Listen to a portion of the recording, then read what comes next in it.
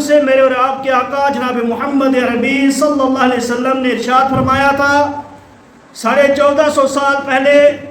मेरे आका ने इरशाद फरमाया था कि मेरी कौम के ऊपर, मेरी उम्मत के ऊपर एक ऐसा ज़माना आएगा। अब उस दौर के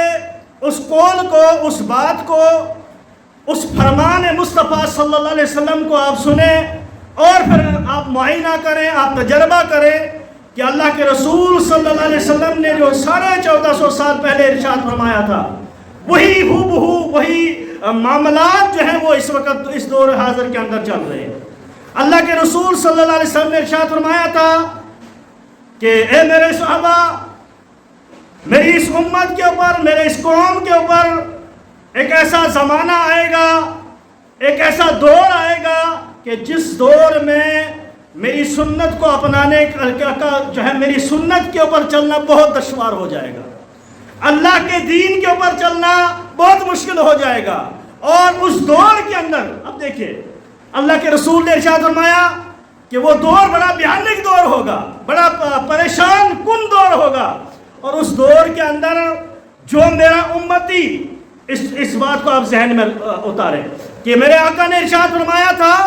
कि उस दौर के अंदर जो मेरा उम्मती एक सुन्नत को जिंदा करेगा, एक सुन्नत को अपनाएगा, अल्लाह पाक उसे 100 शहीदों का सवाब अता करेगा।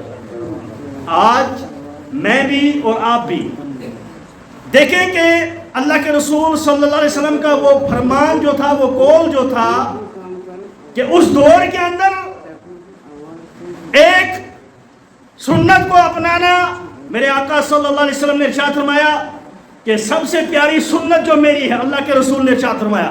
कि सबसे प्यारी सुन्नत जो मेरी है वो चेहरे के ऊपर जो है दाढ़ी को सजाना, ये मेरी सुन्नत है। आपका लिबास, आपका घर, आपकी सारी चीजें जो है वो आपसे ले ली जाएंगी, उतार ली जाएंगी, और सिर्फ आपके साथ अगर जो कोई चीज जाएगी,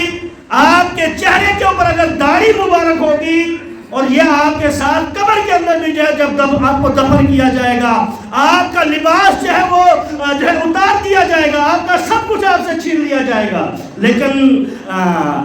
जो है आपके चेहरे के ऊपर अगर मेरी सुन्नत के मुताबिक जो है दाढ़ी होगी, वो दाढ़ी जो है वो आपके साथ कब्र के अंदर चला जाएगा।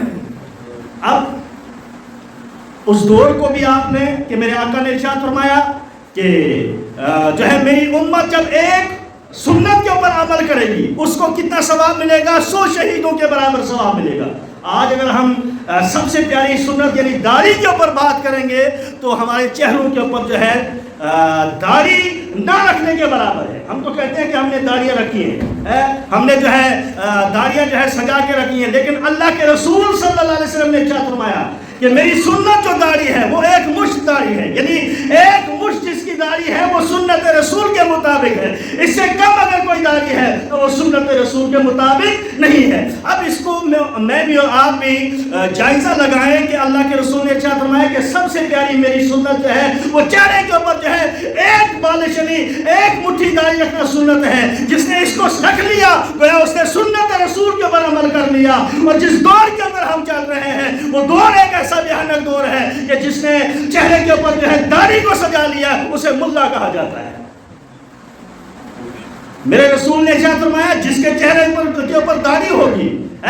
वो दाढ़ी जो है वो मेरी सुन्नत है और उसकी वजह से जो है उसका चेहरा चमकता हुआ नजर आएगा। और दौर हाजिर के अंदर दाढ़ी रखी जाएगी तो कहा जाता है ये क्या आज का मुल्ला है।